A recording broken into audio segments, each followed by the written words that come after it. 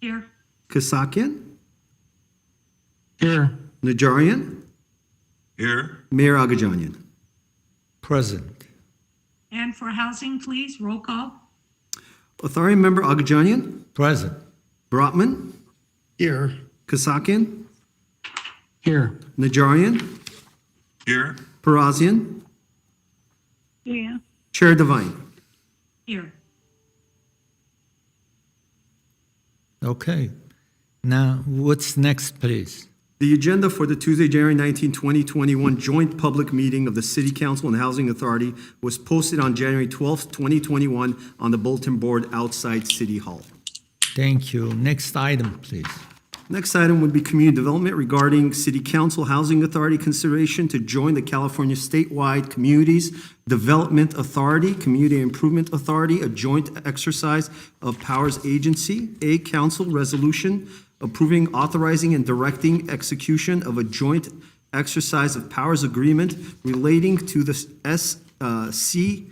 CSCDA Community Improvement Authority and the form of a public benefit agreement, and approving the issuance of revenue bonds by the CSCDA Community Improvement Authority for the purpose of financing the acquisition, construction, or improvement of project. And B would be Housing Authority Resolution approving, authorizing, and directing execution of a joint exercise of powers agreement relating to the CSCDA Community Improvement Authority and the form of a public benefit agreement, and approving the issuance of revenue bonds by the CSCDA Community Improvement Authority for the purpose of financing the acquisition, construction, or improvement of projects.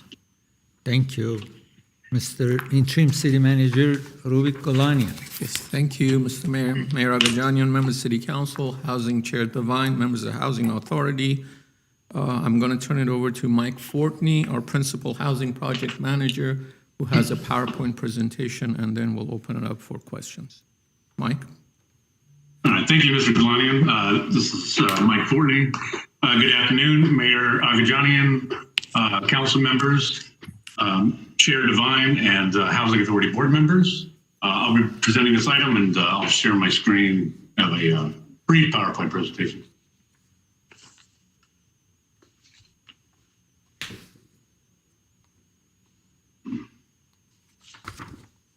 Okay. Everybody can see the screen? Yes. Okay, good.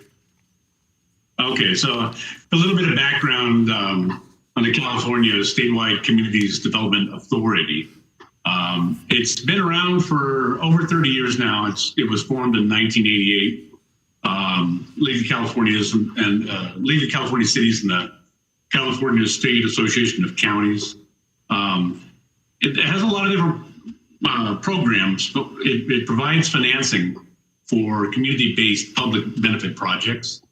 It has 533 cities, counties, and special districts as members of CSCDA. The city of Glendale is actually a member. It has been since 2001. And through its history, CSCDA has issued over $63 billion in bonds. So then to distinguish between CSCDA, the umbrella corporation, versus the CIA, Community Improvement Authority. The CIA, the Community Improvement Authority, that was just created October of last year, so very recently. And it was created exclusively for the workforce housing program that we're going to talk about today. For those of you who are on council or on the authority last year, in February, we became additional members of CalCHA. CalCHA has a workforce housing program that works very similar to what CSCDA, CIA's new program, very similar on how they work. So what they do is CSCDA, tough on the acronym, sorry. What they do is they'll issue tax-exempt bonds to acquire market rate rental developments. They can offer market price for those market rate rental projects.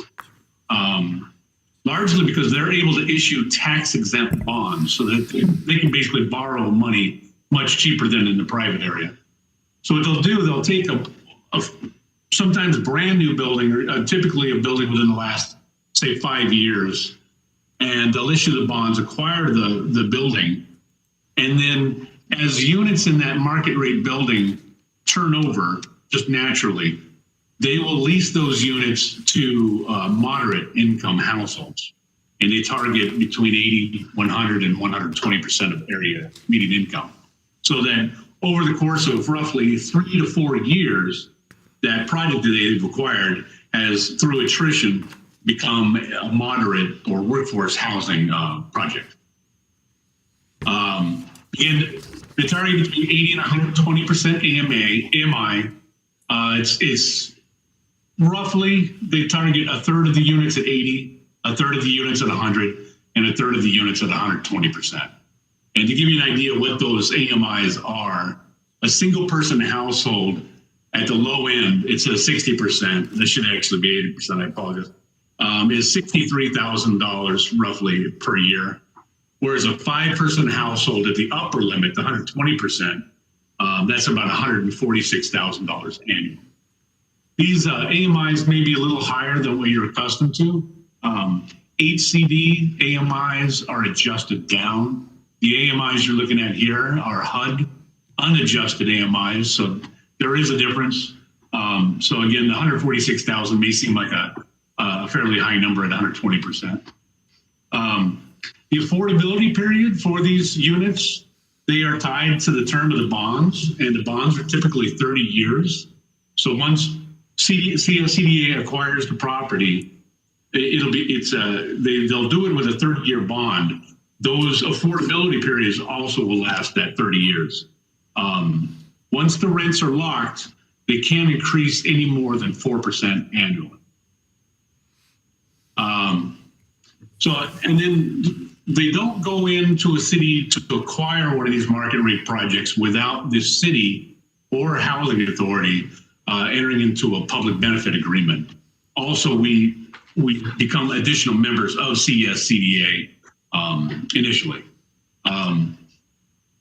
But what the city or housing authority can do under that public benefit agreement is after year 15, the city or housing authority, whichever executes the public benefit agreement, we can do any number of things, including forcing a sale of that property and then receive the net sale proceeds.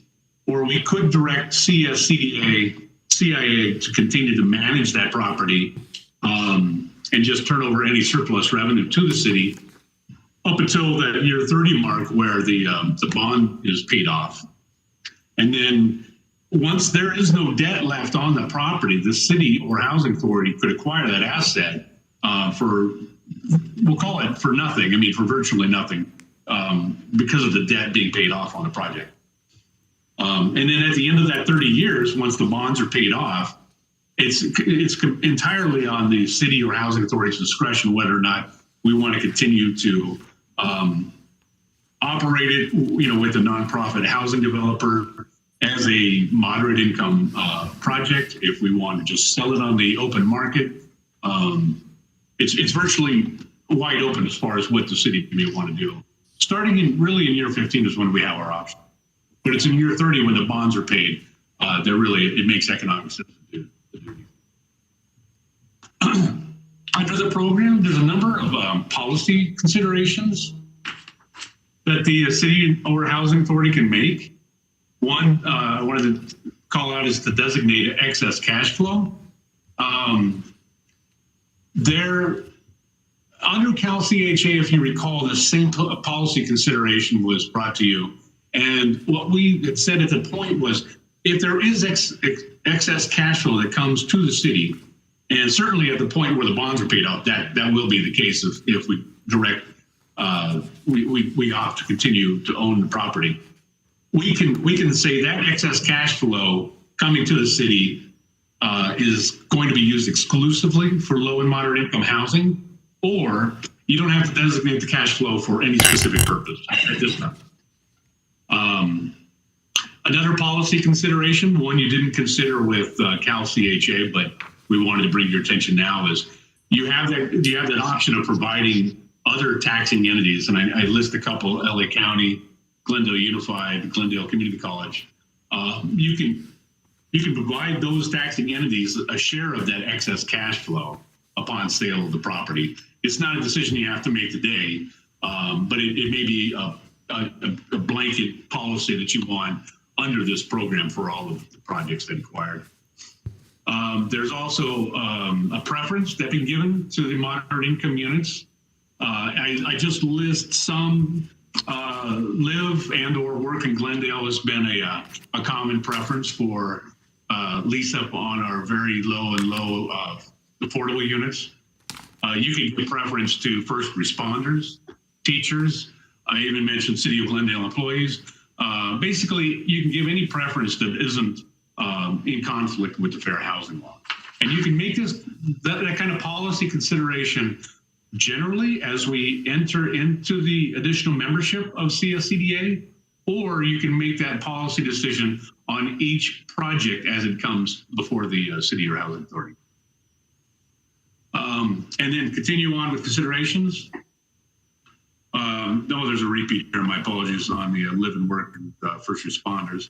But another option, you can allow either the city manager or the housing authority executive director to enter into the public benefit agreements. What the staff report is asking is that both the city and the housing authority become additional members of CSCDA CIA. Once we're both members, the city manager representing the city or the same individual, the executive director of the housing authority, could then enter into public benefit agreements. Right now, the housing authority owns all of the assets in the city's housing portfolio. So it makes sense for the housing authority to actually execute the public benefit agreements. But it can be set up so that either entity can do that.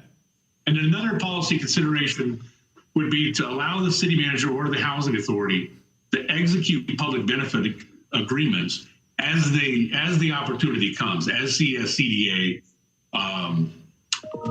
under contract with each project that comes along. Or alternatively, you could direct staff to return to the city council and or housing authority to approve each project before the city manager or the executive director enters into the public benefit agreement. Under Cal CHA, we had that same option. At that time, you had opted for the city manager or housing authority to execute the public benefit agreements without returning back to the city council or housing authority. And the advantage of doing that, of course, is just timing. That allows us to execute that public benefit agreement within the due diligence timeframe that Cal CHA or CSCDA in this case has to execute the contract with the property owner. And then CSCDA has already identified the first project in Glendale. In fact, they're already under contract for it. Many of you may be familiar with this project. It's the Link Apartments at 3909 San Fernando Road. This is a brand new bouncing baby building just recently completed last year. In fact, it's not even 100% leased up at this point. It consists of 142 one and two bedroom units. Because it's a density bonus project, there's a density bonus agreement already in place, and that calls for 12 of the units to be restricted to very low income. As of today, 4 of those 12 units have already been leased up. So just regardless of whether CSCDA acquires the site or not, all 12 of those units will still be reserved for very low income households for 55 years according to the density bonus agreement. But the units not leased up at market rate at the close of escrow with CSCDA, those will be subject to the workforce housing program income and rents. So I believe at last count, they were roughly 75% leased up. So there's a substantial number of units that would go to market rate rents, but once CSCDA is able to close on this property, they will turn around immediately and start to rent those at those 80, 100, and 120% AMI rents. So just to kind of wrap up the recommendations the staff is making, we're asking that you approve the resolution making the City of Glendale and the Glendale Housing Authority additional members of CSCDA, CIA, the entity newly formed specifically for the workforce housing program. Staff is recommending that you authorize the city manager and the executive director, Housing Authority, to enter into the public benefit agreement as properties become available versus bringing these projects to you individually as each project comes along. And then we also would recommend that you designate the excess cash flow to be used exclusively for development and preservation of low and moderate income housing. And the other policy considerations that you have in front of you, whether it be live, work, preferences, or whatever, those we leave entirely to you. These are just the recommendations staff are making. And that's the end of the presentation, but more than happy to try to answer any questions you have. As well, we have John Penkower with CSCDA, who is available to also answer any questions you may have. I just before I go to my colleagues, on page 4 of the report, page 4 of the report, in the middle of the page, it says the city has the option of directing any surplus revenues it may receive from the program to be used exclusively for affordable housing. Yes. So I didn't see anywhere in the... Cannot hear the mayor, I'm sorry. I'm Can't sorry? hear the mayor. I'm sorry, say again? Can't hear you, Mayor. Oh, I said couldn't on hear the your question. page 4 of the report, on the body of the report, in the middle of the page, it says the city has, in the package I'm talking about, not the report that they provided us a little bit earlier. The city has the option of directing any surplus revenues it may receive from the program to be used exclusively for affordable housing. I did not see in alternatives which has been provided, like alternative 1, 2, that language I don't see anywhere, and I didn't see on this new report. Where is it that we are directing surplus revenues to affordable housing? Yeah, so that is something you can direct us to do. You're right, under alternatives, that's not listed. We didn't list under alternatives all the different policy options that you have, but that is one of the policy options that you do have, is to either direct the excess cash flow to go exclusively to low and moderate income housing, or not designate that and let it go to the general fund for really any purpose. So if I want to offer that to go to, it should go into this one of these alternatives, right? Correct. It should be a specific sentence saying that. Mr. Mayor, Yes. If I may. Mr. Golanian, Yeah. yes. Alternative 4 states that the City Council Housing Authority may elect to approve any other alternative not proposed by staff. So that's where it gives you discretion to add that alternative. No, but let's say if I want to take alternative 1, then I add that to alternative 1? Yes.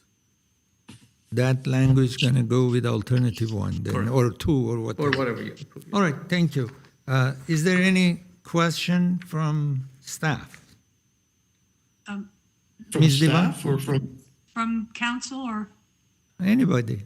authority? Okay, Ms. Devine, I have a question. please. Ms. Devine. Oh, I'm really having a hard time hearing you, Mayor. I don't know why. This is on and I don't know. I'm hearing him. Could you turn, are you hearing me clearly? I am. No, but Ms. Devine had last week Okay, now I also can same hear you. problem. I Now I don't know, can hear you. something to do with my microphone and your receiver Mayor, problem. now I can hear you. She says she Mayor, can hear you, Mayor, now. All right, I that's can fine. hear you now. I can hear you now. Thank you. My question is about Link. Now, does this work well for them? Because I can't understand why they're only 75% full, and that we have 9 vacant, low-income, restricted units. That's puzzling to me.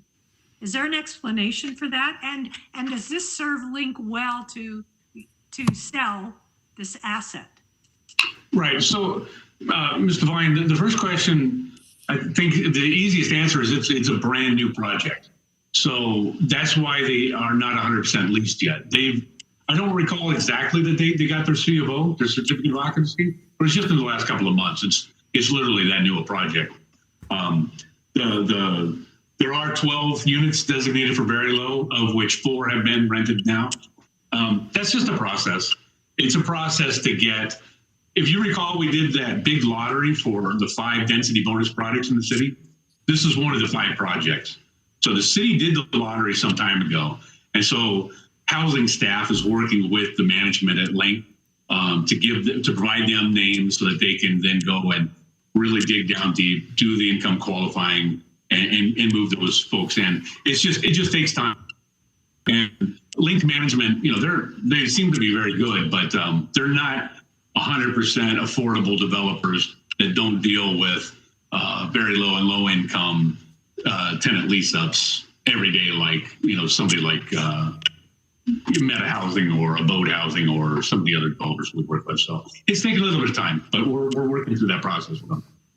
Okay, so then to simplify how this works, our very low income units that are not, if we go into this agreement, that are not occupied will then become market rate. There will be an increase in their rent for workforce housing. No, so we'll lose the low income housing. I just No. need an explanation. No. Okay. Right. The 12 units at the Link that are designated very low, they will remain very low for 55 years. Oh. That's what the density bonus agreement calls for, and that's what will happen. It's just taken a little bit of time to get all 12 of those units leased up, but they will all 12 will go to very low income households. Okay. Then how is the determination made of the rents increasing, or are they becoming workforce housing, or going to this next step? Right. So out of the 142 units, 12 are designated to very low. That gives you a balance of 130 units, 75% of which have already been rented at market, right? Mm-hmm. So the balance of those units that have yet to be leased at market, once CDA, my apologies, once they acquire that, they're going to cease to lease those units at market. They're then going to start leasing those units at the moderate income, the work housing rents. And then units that have already been leased at market, when those leases expire, and if those people, their incomes qualify, their rents will actually be reduced to this workforce housing program of 80 to 120% EMI as well. Okay. All right. Thank you. Yes, Mr. Brotman. I have a few questions. So let's, if we keep talking about this Link situation, so we've got 75% of the market rate units that are filled and being rented out at market. So now if the CSPDA, CIA purchases that asset, they're earning income, above what they would be earning at if it were workforce housing. So is that then excess cash flow? Would that be excess cash flow or what? I'm just trying to figure out the economics. Like, what if the 75% wasn't leased out and it was 100% workforce housing from day one? Obviously, you're getting less cash in the door. So there's got to be, the difference in these two cash flow scenarios. Where is it coming out? Right. I understand where you're coming from, Mr. Brotman. So the folks that earn more than 80 to 120% AMI that are paying the market rate rents now, they wouldn't pay once their lease is up. If they do qualify as moderate income, then they would be given a new lease at that lower rent. Otherwise, they'll lease it out to somebody who does qualify for that. So no, that's not the excess cash flow. Excess cash flow comes from income from rents above and beyond the management of the property and the debt service of the bonds.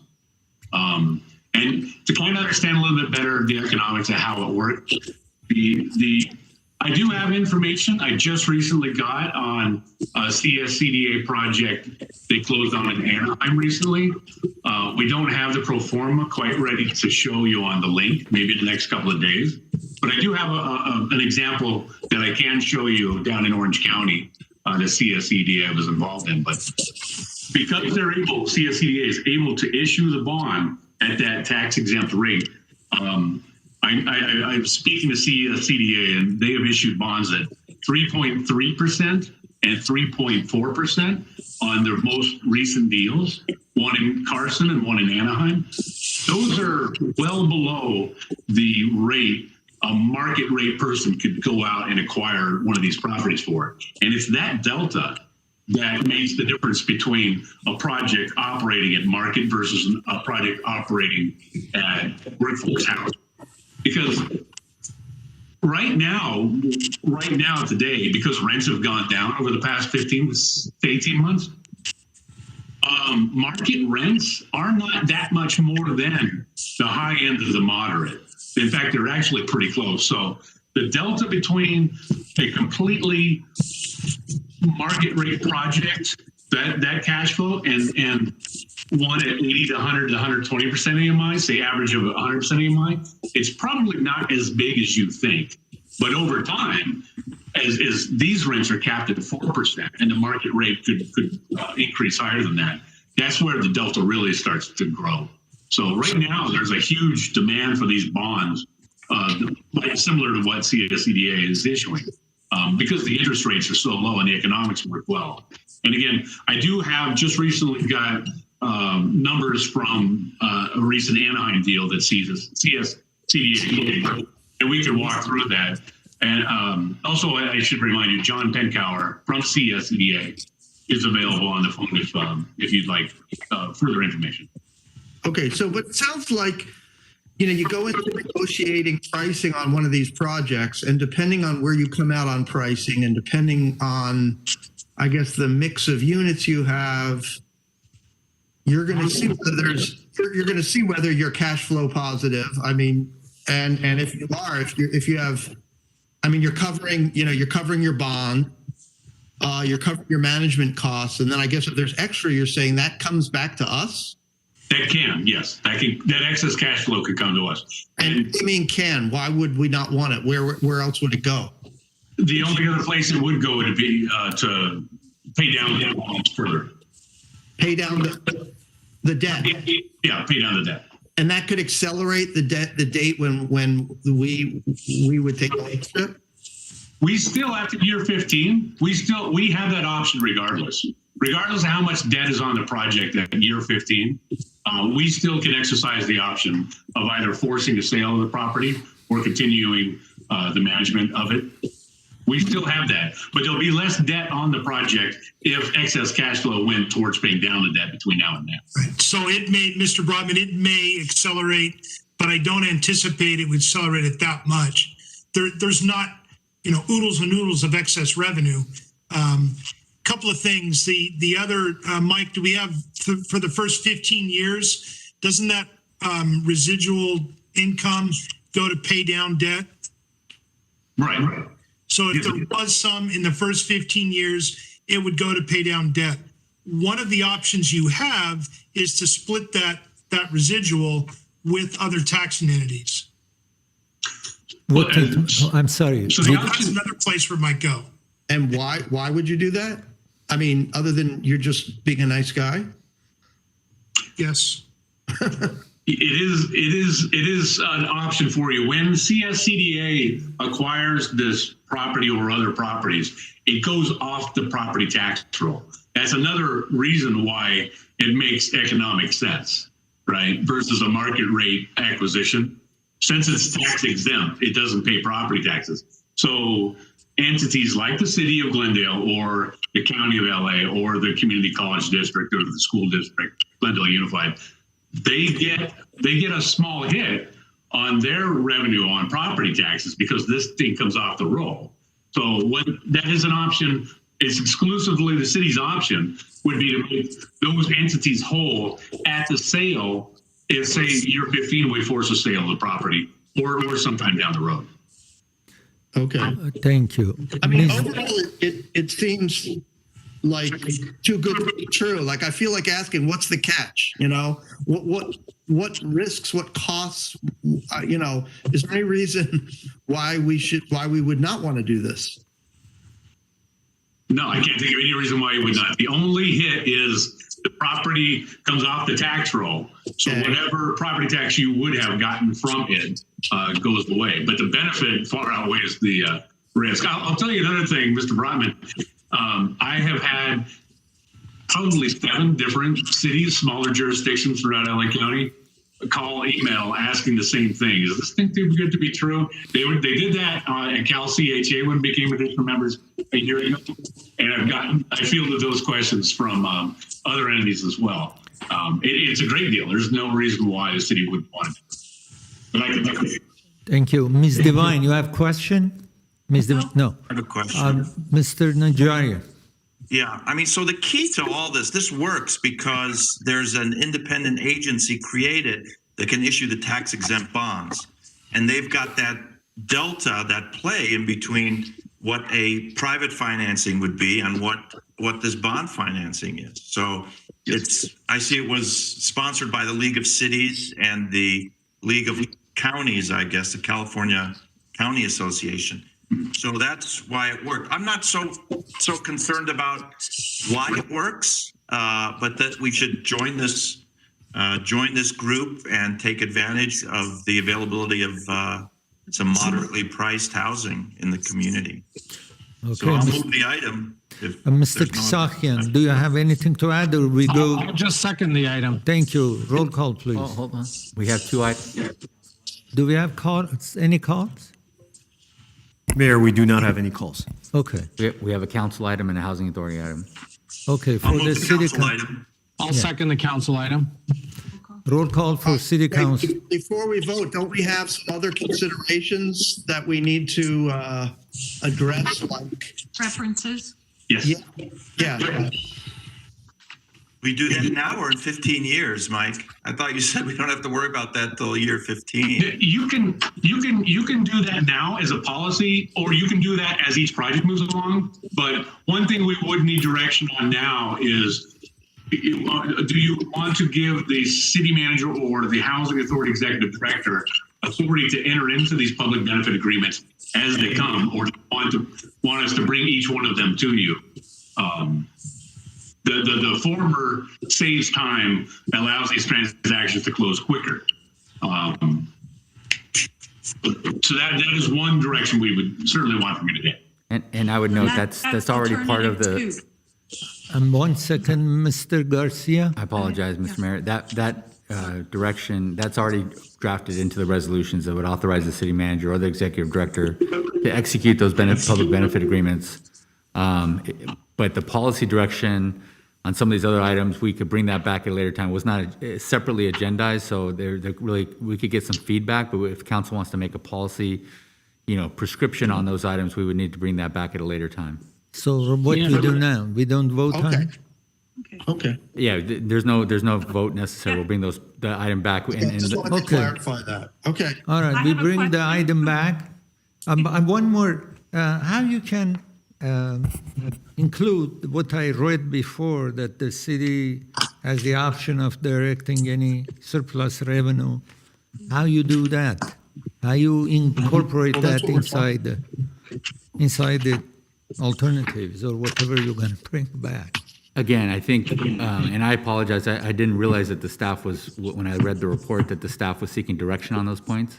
They're not agendized, so council can't direct at those. We'll bring that back. It's at the next time we have a project that's going to come before, before the council, before the city manager signs the first agreement. And then at that time, the council can decide whether to provide policy guidance across the board or on a project-by-project basis. Okay, so now what we do? We are done You with have a this? motion and a second, yeah, I think. I Okay. have a question though on Ms. this Devine. motion. Do we have a choice of alternate 1 or 2, don't we? One housing, one Whether city. it comes back to council or not? Before each, I would be okay with the executive director of the housing authority or the city manager being the one that executes the agreements. But I didn't make a motion, so I'll defer to council member, Accept that as a authority member friendly Najarian. So what's, Mr. Najarian, what you're offering now? Authorizing the city manager, in the case of the city resolution, to execute those agreements in the future. alternative 1. Okay. That's alternative one. So that's what the resolution will be. Okay. So we have the item and we have the seconded by Mr. Ksakian. So roll call, please. Councilmember Brotman, Yes. Devine, Yes, Kasakian, Yes, Najarian, Yes. and Mayor Agajanian. For the city council, yes. yes. Okay, so I'll entertain a motion from Housing Authority. Y'all second that motion? No, I need a, I I'll move the item. for I will move the I'll item. second. I'll second. roll call for housing. Authority Member Agajanian, Yes. Brotman, Yes. Kasakian, Yes, Najarian, Yes. Parazian, Yes. and Chair Devine. Yes, thank you. Okay, thank you. What's next, Mr.?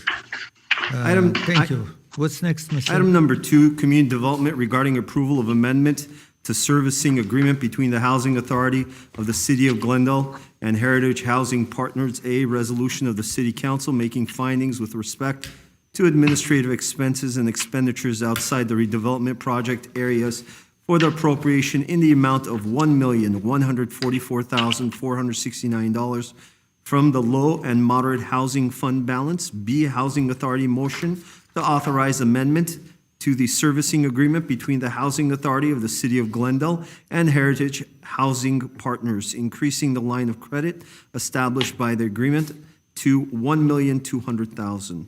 C would be resolution of appropriation in the amount of $1,144,469 from the Low and Moderate Housing Fund balance. Mr. Golania. Yes, thank you, Mr. Mayor, members of City Council, Housing Chair, members of the Housing Authority. I'm going to turn it over to Pamela Jackson, our Housing Coordinator, to present an overview of this item and open it up for questions. Ms. Jackson. Ms. Jackson? Hi, good afternoon, Mayor Agajanian, Authority Chair Devine, members of the City Council and Housing Authority. I'm Pam Jackson, Housing Coordinator for the city, and I'm before you today to seek approval of an amendment to our existing servicing agreement with Heritage Housing Partners, HHP, and this is related to our Doran Gardens project. Doran Gardens is our 57-unit affordable home ownership condominium project at 331 West Doran Street, and it's reserved for moderate income first-time home buyers. In order to preserve the affordability of this project for a 45-year period, each owner within the project gives the authority the right of first refusal. And what that means is when an owner wants to sell their property, they must first offer it to the housing authority for sale. And then the housing authority has a certain period of time to exercise its right of first refusal. If it does not do it within the specific time frame, then the owner could potentially sell the property on the open market for market value, and then we would lose the affordability on that unit. So HHP acts on the authority's behalf throughout the entire process. When an owner does want to sell, HHP facilitates the process, purchasing the home from the owner, and then conducting affirmative marketing to try and find a new first-time home buyer to purchase the condominium. So we entered into the agreement about 3 years ago with Heritage Housing Partners. And at the time, we established a $1 million line of credit, which we estimated would enable them to purchase 3 condominium units per fiscal year. So I'll give you, as an example, if someone wanted to purchase their home, HHP would draw down from the $1 million line of credit. And then once they resell it to a new first-time home buyer, they would return those proceeds to us from the sale, minus their commission and any money they may have spent to help prepare the condominium unit for resale. Since 3 years ago, when we first approved this, when you all first approved this agreement, the cost of purchasing homes within the project has increased, and that's due to an increase of the area median income for our area. So now the average price per condominium purchase price is anywhere between $330,000 to $370,000. In order to maintain our ability to purchase roughly 3 condominium units per fiscal year, we're before you today to seek approval of increasing the line of credit from $1 million to $1.2 million. And so right now we're halfway through the fiscal year. Earlier this month, we already purchased 1 condominium unit within the project, and we exercised our right for purchasing another 2. And we're up against a time frame here. We need to purchase those units before the end of this month in order to preserve them for another moderate income first-time home buyer family. So your approval today would secure the funding that we need to purchase those 2 additional condominium units. And since these units use low and moderate income housing asset funds, attached to this is also a resolution that you'll be passing that will indicate the necessity of us using these funds for this transaction and the appropriateness of using the funds for the transaction. So do you all have any questions regarding this approval or seek? I just have a question. So when the condo owner, which we help them to get that unit, he wants to sell it.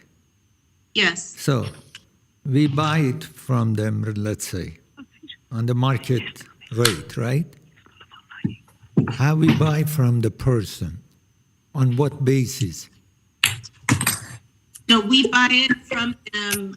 There's a calculation that we go through to establish what the affordable housing sales price is. So that calculation, and then that establishes what the purchase price is that we purchase from them. And then when the new buyer comes on, we go through that same process and resell it to them. So that the new buyer also purchases it for an affordable sales price. Okay, but where we advertise, let's say we bought it from previous owner, and then we have to give it to somebody else, right? As if we are selling to somebody else, right? Yes, and we go through an affirmative marketing process in order to find a new buyer. And where the new buyer, where he has to realize that this unit is available, how we advertise, where we say it. So, again, he does affirmative marketing on our behalf. They send out advertising similar to what we do for our rental projects. But they do reach out through social media. The city also helps put out advertisements. So it's a similar affirmative marketing process. We reach out all kinds of ways on our website, social media, and that's how we find a new person.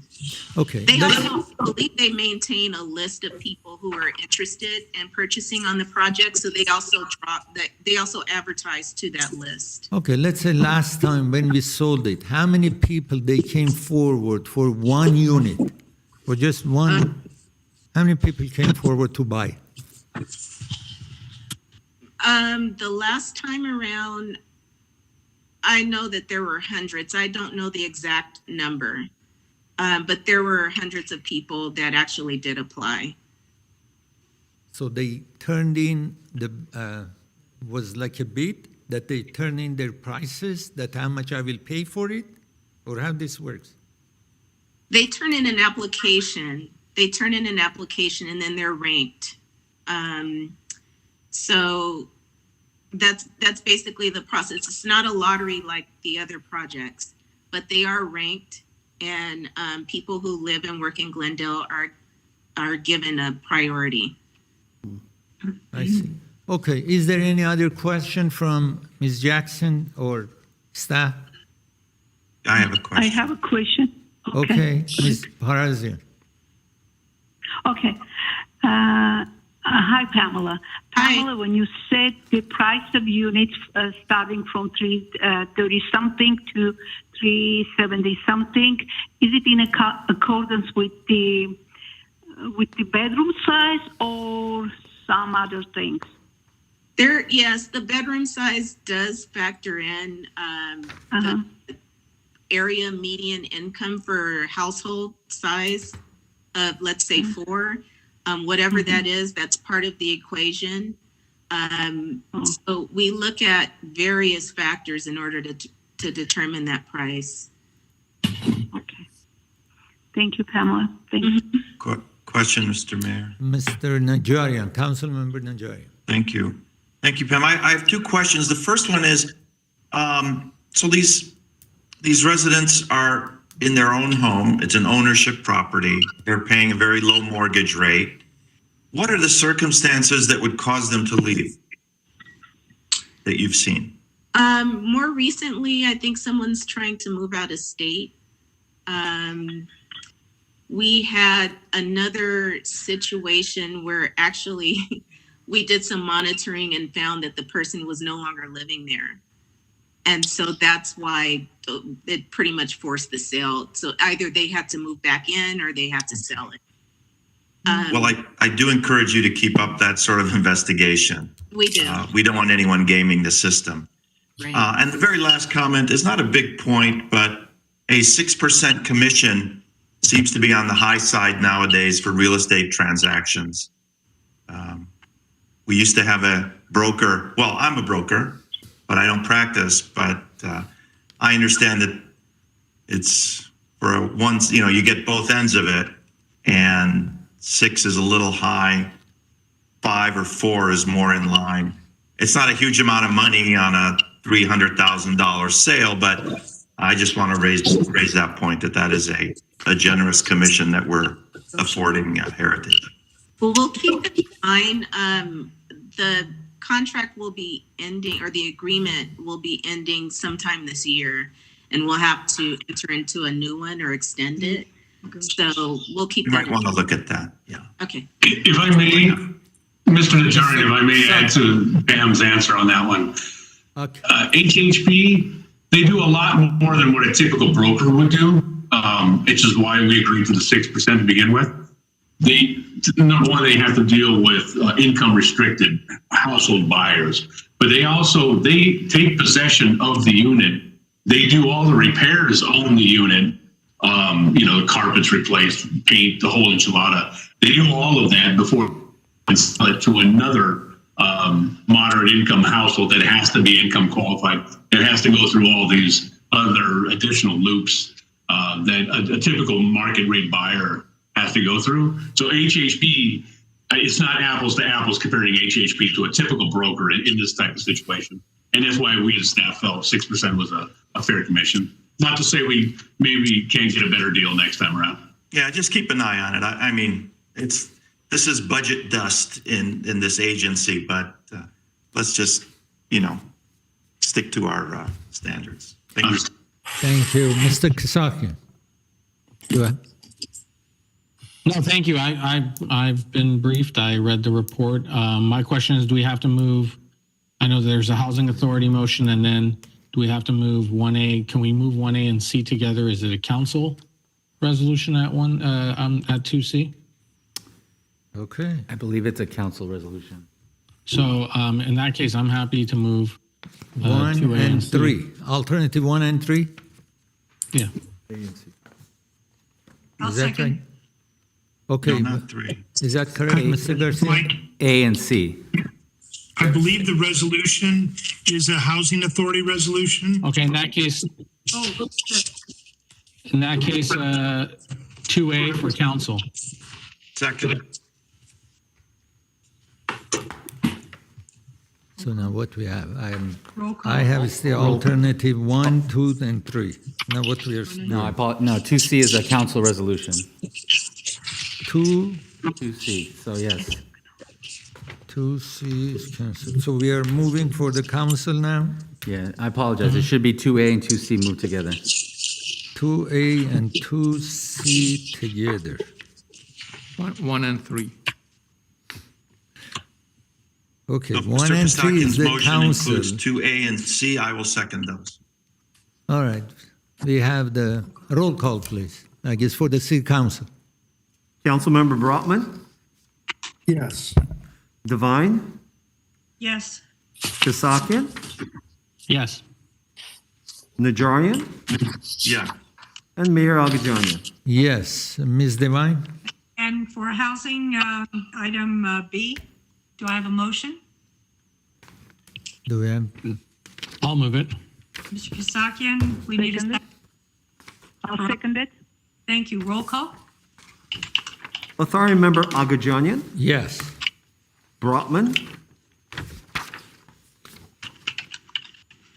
Mr. Broughton? That was a yes. Kasakian, Yes. Najarian, Yes. Farazian, Yes. and Chair Devine.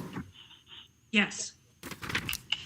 Thank you. Okay, I guess Mr. Garcia, I will now call do we have? Move to adjourn for We have to council. adjourn the two meetings, Okay, Mr. Mayor. right.